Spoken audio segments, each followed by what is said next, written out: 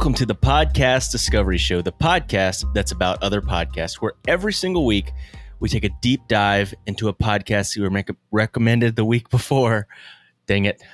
Yeah, I was about to say, you can run that back. Welcome to the Podcast Discovery Show, the podcast about other podcasts, where every single week we have a deep dive discussion about a podcast that we recommended the week before. And at the end of this episode, we're going to recommend a brand new one and talk about that one. I'm Kirk. And I am Zach. And this week, we are talking about another one of Toph from This Week Today and also from Gravity Beard. Mm-hmm. This is his second recommendation, so that's pretty awesome. And this week's show is called Break a Wish. And we're talking about the episode Shazam, about Shazam with Sinbad. I was about to say, yeah, definitely Shazam. No, okay, we can start there. So apparently there is a weird Mandela effect of people remembering that there is a Sinbad movie called Shazam that is Sinbad as a genie. And first of all, if I was a kid and that came out, I 100% would have watched that too. No doubt. Yeah, for sure.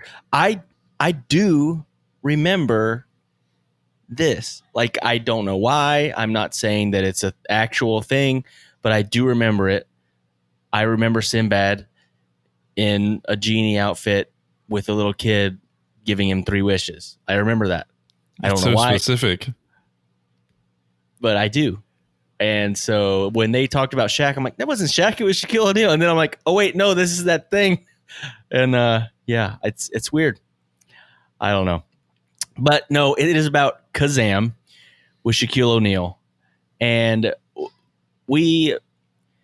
because we always do, we went above and beyond. And for you guys, for the listeners, we made the sacrifice of watching this movie so that we could talk about it in real time and have a refresher, because it has been a long time since I've seen this movie. A really long time since I saw this movie. I had general memories of it, but other than that, there was one specific thing that we'll get into, but I had not seen it in a very long time. And honestly, just kind of first take at it, I did not hate it. It was not good. It was not good in basically any way, but I did not hate watching it. No, I completely agree. I actually enjoyed the movie. It is horrible in its own way, but it's horrible in a very special way, in the best ways, that it brings back the nostalgia of the just horrible movies that you watched as a kid. And I don't know, it's got that really special.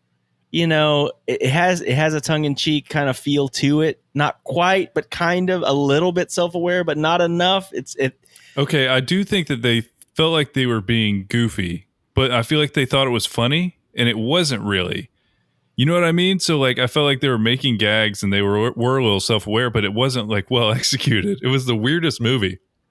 No, and it is one of those things where, like, because it fell flat a lot of times, that's what made it funny to me, at least watching it as an adult. I'm sure I thought it was funny as a kid.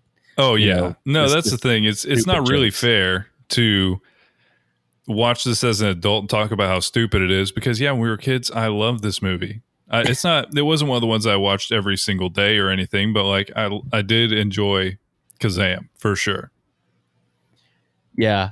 And so let's talk about the podcast for a minute. So this is a podcast that they specifically talk about shows that have to do with like wishes, which is a very narrow like subset of movies and stuff. Which is but great. There's a lot of them. There is some of the things on that list. I'm like, oh yeah, that does have wishes in it somewhere. It is. You're right. It's weird when you look at the list of the movies that have to do with some kind of a wish in some way. And so Maddox Campbell is the host of the show, and he always has like 1 or 2 guest hosts come on. And on this particular episode, he had Corey Birch and Anthony Hall, who are like comedians and stuff like that, come on to his on this episode to talk about Kazaam. The breakdown of what the show is about says Break a Wish is a podcast where all your dreams come true, but with terrible, ironic consequences. On each episode, host Maddox Campbell sits down with 2 guests and 1 magic wish. The panel breaks down the wish from every angle while trying to come up with the perfect, ironic cost. Our goal is to come up with a cost that will make it a gut-wrenchingly difficult choice whether you would accept this wish knowing its cost. Then we ask our panelists and our audience if they would. And it honestly, they did add a lot to my rewatch, because a lot of the things that I noticed as I was watching this movie, they also noticed and talked about. Because there is a lot of parts of this movie that you're just like, why? Why is this happening? Because it really is just the weirdest movie. So, I mean, even at the very beginning, like, all of the character setup, it's not what you think it would be, because they talked about in the show that, like, the kid is the worst. He really is. He's like a jerk for no reason. Like, he's a little turd. He's just a little turd. And I guess maybe when you're a kid, you just kind of put yourself in that position where you're like, oh, I'm a kid. I associate with this kid because he's also a kid and has parents, and they annoy him. And my kid annoyed my parents, but he's the worst. Like, he's that kid that was like, he would get detention every day, but then he would have like one-liners that were really stupid. Yeah, and look at the other kids like, yeah, look what I said. I said the stupid thing. Yeah, I don't know what exactly was going on with how they were writing this, but I think it's a kid's movie, so it wasn't super thought out. But okay, my first kind of question as I was watching this movie is, why is Shaq the genie? Like, I realized that seems crucial to the movie itself, but that's my question. Because he's like, one of the producers as well. I know, but did he make a movie for himself? Because I was looking at IMDb, and I think the budget for this movie was $20 million. That's a lot of money. Yeah, that's why some of the special effects didn't look ridiculous. But I actually have some trivia questions that IMDb is really cool. They have a lot of interesting facts behind the movies that you don't normally know about. But I want to mention one on that. Despite the fact the film was a critical and financial disaster, Shaquille O'Neal has not expressed regret for his involvement. He said that in 2012 interview, I was a medium-level juvenile delinquent from Newark who always dreamed about doing a movie. Someone says, hey, here's $7 million. Come in and do this genie movie. What am I going to say? No? So I did it. Okay, so yeah, he didn't make this just for himself, but also that is, what is 7 million out of 20 million? Almost a third of the budget was because Shaq was the genie.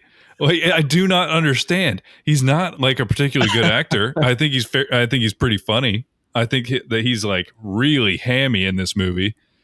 Like, it is so over the top, and like, I just felt like all over the place because some of the stuff they wrote was so weird. Like, because he would kind of halfway rap throughout the whole thing, and then it was like, oh, I don't know if I want to be a rapper, but he's rapping the whole time. Scene in the whole movie is when Shaquille O'Neal first shows up as Kazaam, because everything he says is in a really weird like cadence of a rhyme.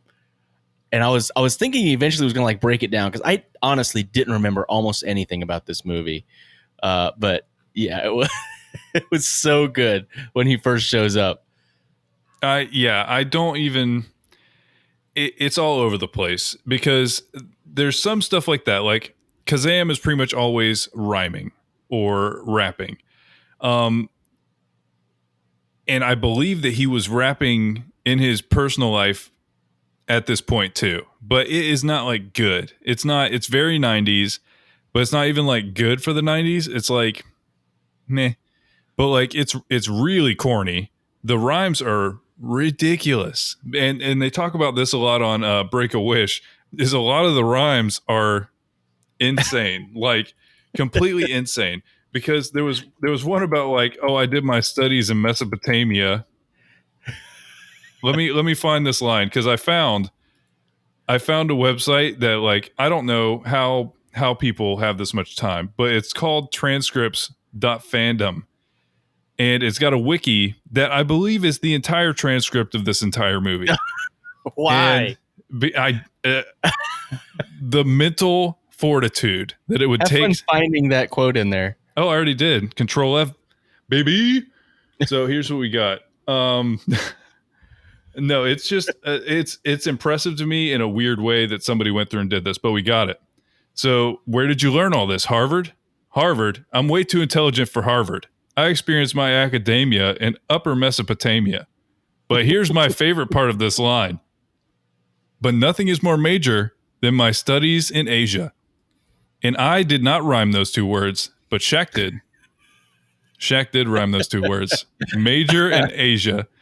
And that was like Asia, yeah. No, but like the writing is so weird in this movie. And okay, one of the things that like I remembered immediately when we started talking about, okay, we're gonna watch Kazaam, was him eating eyeballs. The bad guy like eating a plate of eyeballs, and he's not just eating them, he's like ham fisting them. It's like I know, it's like these are a delicacy, and he's just like it's a handful at a time. Them all down. Just it was like jam hey them man, yeah, enjoy them at least. Yeah, disturbing. And that dude eats the whole time, and every single time it's nasty looking. Like even like in the first scene, they're at like a nightclub, and the kid's in there too, because why not? The kids are always in nightclubs. And even though he's 8, it's fine. So he's in there, and there's a plate behind them, and they're like eating dinner at this nightclub. So apparently it's a very fancy nightclub. They have dinner. But the dinner was literal whole baby carrots and like broccoli florets. And it's like, why? What is happening with the food in this movie? And then one time he's eating some like, it looks like white Jello. So like I don't know what it was supposed to be, but every time this guy's in a scene, he's eating or like cackling maniacally. That's the other kind of option for his scenes. And every time he's eating, it is disturbing looking.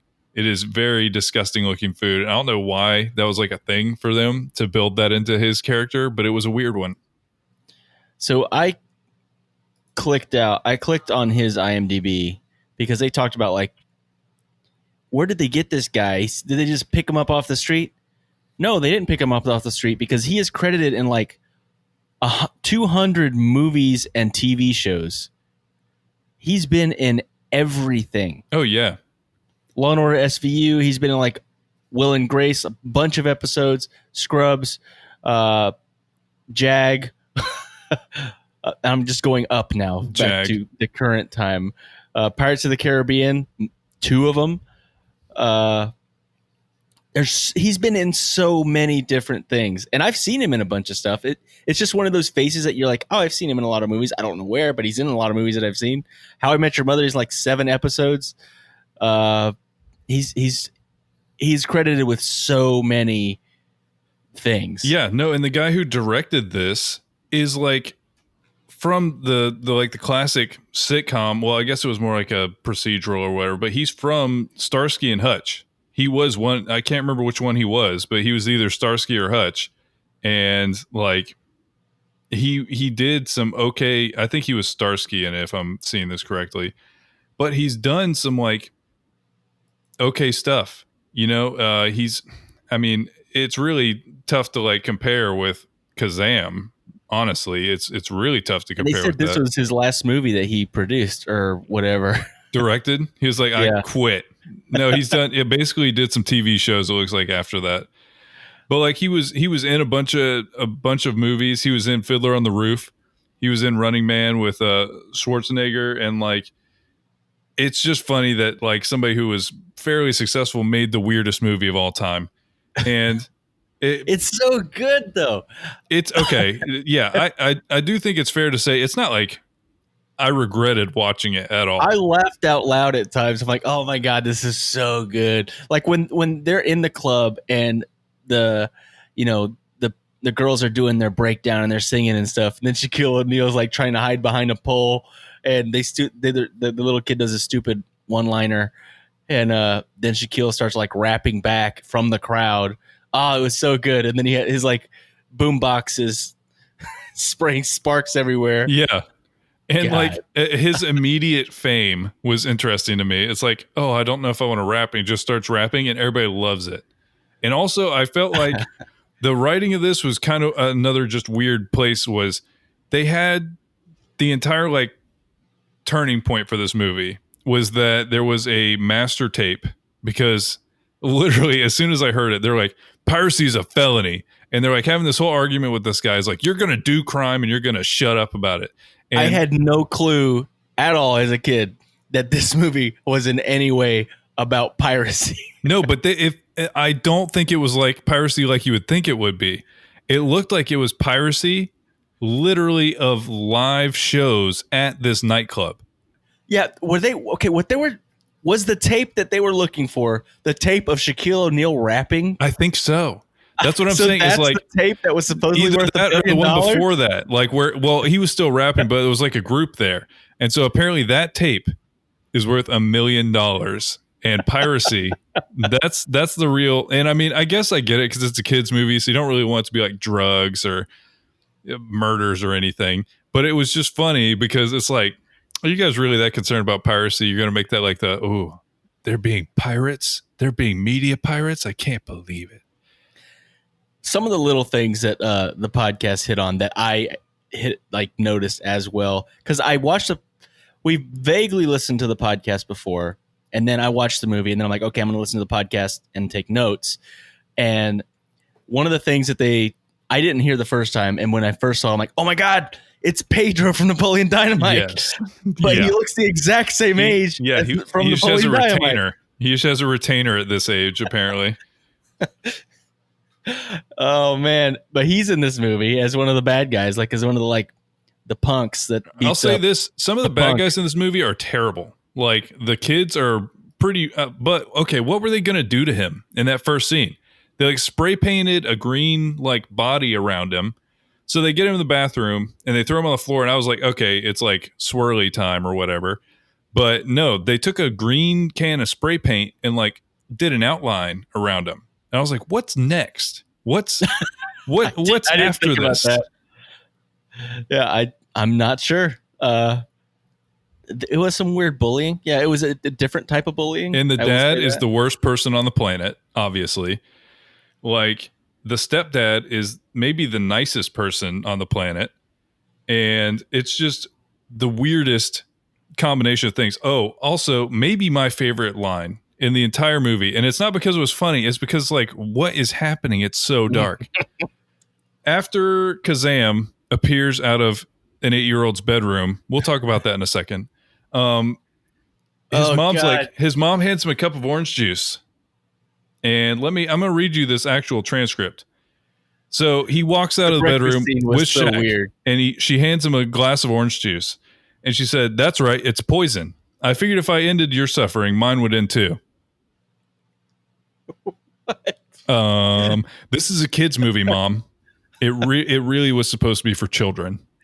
And also, there's another one where she says like just directly, "I'm a bad mother," and then she lets him go to a nightclub and get kidnapped by his dad. It's like, yeah, kind of like you're kind of. I will say this made me kind of think about all the movies I watched as a young kid, and all these kids like doing these ridiculous things like this kid, like going to nightclub and stuff, or, Ninja Turtles and all these other movies where these kids are like just wilding out. They're just everywhere. Mm-hmm. They're just in the streets. And as a parent, I'm like, who does this? Never will my kid at the age of however old this kid is, like what, 10? Yeah, eight or 10. Like completely gone for like 2 days. She's like, I haven't seen you in 2 days. You went to a nightclub. And the stepdad's like, it's okay, leave him alone. I'm like, what? He snuck out of the house and went to a club where they're doing illegal piracy everywhere. And Shaq is performing. It's a racy nightclub. And essentially, she was a weird character that had zero development at all. She was like the mom, and she was just there to be like mean. And they talked about that in the show as well. Another one, and we're back to where I was going with the orange juice thing. They talked about in the show, and it was one of my favorite bits, is the weird stuff of like You maybe shouldn't have done that. Like Shaq waking up in the bed with the kid. First of all, Yeah. there was a really like funny scene of the kid wakes up and Shaq's hand goes on his face, and Shaq's hand could like it looked like he was holding a tangerine. Like it was funny, but then you see that Shaq is in his pajamas, laying right next to him. And also, once again, for me, one of the best parts of this movie are watching Shaq interact with like normal sized things. So like everybody, That guy he comes up to like his belly button. yeah. No, and It's like the bed, it looks like he's laying on like a tiny little like children's bed. And so you have this gigantic man laying next to a tiny kid in bed, both of them wearing pajamas. It's like, why would you put this in the movie? Like, just don't put him in the bed. Like, that's weird. I don't know. I feel like the way that it was presented didn't feel bad. No. I don't think it did either. Even when we say it now, it feels worse than what it was in the movie. The way they said it in the podcast, I was like, "Oh my god, that's horrible." And then I watched, I'm like, "Oh, come on." He was clearly goofing off. Yeah, but also there is some like suspended belief. He was here. the big spoon. Yeah, no, I guarantee he was the big spoon because there's no one that can be the big spoon to Shaq. That is not a position that he will ever feel. So it's just Shaq's life. If he was actually a genie, then maybe that's what he would wish for, is some even more gigantic person so that he could be the little spoon for once. But honestly, to me, I felt like that scene, like where he's in the bed, was funny. But then him walking, and they talk about this on the show as well, is him walking out at 8 a.m, right before the mom threatens to kill the kid with poison orange juice. And her just be like, "Oh, there's a gigantic dude wearing suspenders and glasses. What are you doing here, buddy?" And he's like, "Oh, I'm the tutor." It's like, okay, that's perfect. I'm glad you're here. My kid's stupid. He needs a tutor. That's normal. Yeah, a tutor is here in my home at 8 a.m. It was weird. I did love the product placement though. My favorite one, they mentioned the Pepsi one where Shaq shows up and immediately steps on a Pepsi can, like just perfectly in frame. My favorite one was the kid was talking about time and he's like, "It's not lunchtime." And he looks at his watch and Shaq like does this like weird genie trick and makes his watch fall on the ground. And he's like, "Oh no, my fossil watch." So bad. It was the best and the worst of product placement ever. And then like zoomed in on the watch as he picked it up. It's like, oh my god. No, it's okay. Favorite scene in this movie? I mean, honestly, it was when Shaq appeared and did his horrible rapping. That's when I'm like, oh man, stuff's gotten real. My favorite rap scene is probably him and the kid. Like he's like, "I'm scared to rap," and then they do the most terrible rap, like back and forth rap. And they talk about this in the show too, where it's like the 8-year-old is teaching rap to Shaq, and it's like he's like, it's this whole set piece, and it's like my favorite is that the kid, you can completely tell that it's like lip synced and like it's like produced and then added on top of the video, and it's so bad. It's terrible. It's terrible in every way. I think my favorite scene in this movie is the end fight scene, because there was a lot to unpack in this fight scene. You never see Shaq hit one person. There's always a jump cut because I think they were worried he might kill him. Like he's a large man. I did notice that. I was like, wait, do they have like stunt doubles for him? Maybe. Because it would be like you'd see like an arm come across, but you don't see it. You never see his face like when he's hitting somebody. NBA contract. Like a lot of sports contracts, you have essentially clauses where you don't get, like, you can't get hurt or it'll mess up especially you can't get hurt outside of basketball. You know what I mean? Really? Yeah, because essentially they don't want you like going skydiving and breaking your leg and then keeping your contract when that's something that was preventable. Is their thought. Is it right? What about Rocky Mountain climbing? What?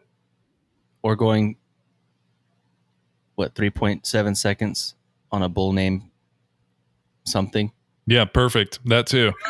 So basically, it was a great joke. I just ruined it. No, that's why I wanted to let you sit in it for a little bit. What is it? Blue Manchu? Is that what's the name of the bull? I don't know. It's a bull's name. So the fight scene at the end of the movie. He doesn't punch one person. There's definitely a time where it's like they had seen like some action movies and they kind of went for it. So there was that whole thing of like, oh, I pinned a guy and you're going to accidentally hit him. But it's like set up like 20 seconds before. Like the guy easily could have avoided it. Shaq grabs the guy and turns him around. And essentially, the dude runs from across the room and sees that this is happening and then punches that dude right in the face. And then Shaq, at one point, grabs somebody by the butt. And he looks like he's like, he got in there. He grabbed somebody by the butt and like threw him across the room. And then like, then the whole basketball thing. So spoiler alert. Sorry, everyone, for the 96 this classic is movie spoiler alert. This was one of my favorite things in the whole movie. It was my favorite. Was not my favorite scene, but it is one of the best and worst things I've ever seen. It's ridiculous. He basically grabs the bad guy. He turns him into a giant, weird-looking basketball who is screaming the whole time, like just screaming as he's getting carried away, and just like dunks him down a garbage chute. And like this, it's this weird like factory. I don't know. It's got a garbage chute. He dunks him. And then he basically, I guess they talk about this in the show. Is he dead? Like the whole ending of this movie is like there's like a fire for no reason. Just everything's burning. How the whole many world. people died in this last scene? No, everyone in the movie died except for Shaq, the kid, and the dad. I think the dad made it too. Yeah, the dad made it too. So that's kind of it. And I mean, the dad had like a redemption arc, kind of. Not really. Like he's like, hey, I'm going to stop being like actively hostile and like kidnapping you and beating people in front of you. And like that, he literally in the first scene, he throws him out of the club. So the kid walks back there when they first figure out that everyone's into piracy. Oh God. And he's like berating this guy who's like, I don't want to commit crimes. And he's beating him and saying like, you're going to commit this piracy felony. And then he sees the kid. He's like, get out of here. He says like 3 times. And then eventually he grabs the kid and he takes him out the back, like the side hatch of the club and just throws him out there. It's like, okay, son, out you go. See you later. I told you to get out of here. So I did want to ask you this, Zach. If you were to find a magic boombox. Boy. And you had 3 wishes to choose from, what would your 3 wishes be? I do not know. I mean, can I go back in time? I don't know. I would say no, because you can't do like, what did he say? No, they had a illness. Yeah. Well, I was going to wish to be in Kazaam, like retroactively. Wish for more wishes. No. Yeah. No. That's the cheap wish. You can't do that. You gotta commit. So I figured out my wishes. I would want to do at least one good wish. So I figured out my one good wish would probably be I'd wish for enough money for me to give everyone in the world enough food to survive and healthcare, because that'd be great. Yeah, I dig and that. Then I'm gonna be all the wishes. The rest of the wishes are for me. Okay, perfect. Yeah, I want to be able to eat whatever I want and never get fat. Okay, yeah, that's a great one. I want that one too. And can I fly? Can I wish to fly? Like be able to fly? Now, what if your wish is one long run-on sentence that has multiple wishes in it? I want to be able to fly think this is a grammar while having the most money in the world and looking the best of any other person on earth. So you just and you just say all those things in one sentence and it's one like, that wish? Was one. I never stopped. I think it's more the times they have to do the magic. You get 3 magic usages. Kirk does want to be an angel, and that's honestly that's a fine wish. You know, he wants he wants to be a beautiful angel soaring through the skies and helping everyone who's in need, and then also being incredibly good looking and eating a hot dog. I guess. Like, I mean, that sounds like. Come on, are any of you saying that that's not something that you would wish for? Because you're lying if you are.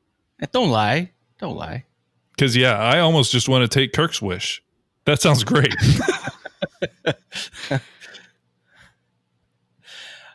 But let's see. I got some other notes here. I wanted to end in this. There was a quote in here that I was like, you know what?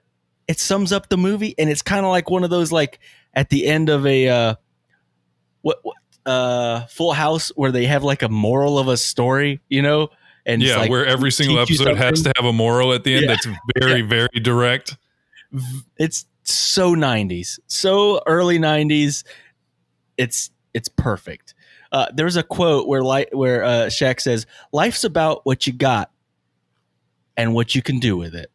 It's because he's talking about, it's not about wishes, it's about what you got and what you're going to do with it. I'm like, hey man, that's a great quote.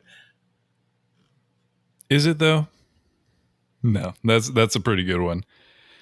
No, but I mean, I think my quote that I want to end it on is nothing more major than my studies in Asia. No, you got to say Asia. Nothing more major. I guess it is it. Nothing more major than my studies in Asia. Or I guess you could go your way. Nothing's more major than my studies in Asia.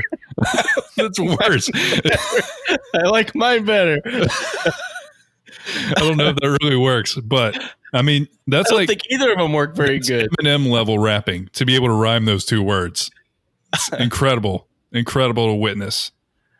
Oh, it was such a fun podcast to listen to, such a fun movie to watch again, and I had all the like feels as a little kid again, going back in time. I am going to have to watch this movie with my children now. Yeah, no, and I would highly recommend doing kind of what we did, because it was really fun, is watch the movie that they're talking about and then go listen to it, because they have a really funny spin on how they're going to look at it. And it's a lot of times they're going to pick up things you thought about. I was laughing a lot after watching this ridiculous movie and then listening to the show. Yeah, no, it was great. And it's great because they recommended a show for us to listen to next. Zach, what's the show that we're going to listen to next week? Yeah, we're just chaining it along. And this one is called Behind the Bastards. Hey, this is a fantastic show name. We can't say the bad words. No, we can. I feel like bastard is universally accepted as PG. Yeah, I agree. I'm just kidding with you. It wasn't very funny. Were you gonna? Yeah, okay. So the episode we're gonna talk about, basically, we just looked through their list and we tried to find something that we thought we'd want to learn more about. And I think we found one. Saddam Hussein, erotic novelist. Yeah. I'm not even going to look any more into it. I'm just going to listen. I'm going to let it happen to me. And we're going to learn. We're going to learn about whatever that is. So yeah, we're really looking forward to it. And remember, there's always more to discover. I listen to so many podcasts. I find a podcast that I enjoy, and then I go back and listen to every previous episode all in a row, practically, until the podcast host's voice is just inside my brain 24 hours a day, and I think just like that host, I gotta be my own person. I listen to these podcasts, people just having normal conversations that don't go anywhere, and I just keep on listening. What's wrong with me? I love a podcast. I love it too much. I gotta do something different with my time other than just sitting there listening to podcasts. Oh, yeah. But I don't know, there's worse habits in the world. The podcasts give me something to listen to while I'm taking my walks. I feel like I'm personal friends with these people after listening to them so much, but they don't know me. This was a podcast from the Podfix Network. You can check out more shows like it at podfixnetwork.com.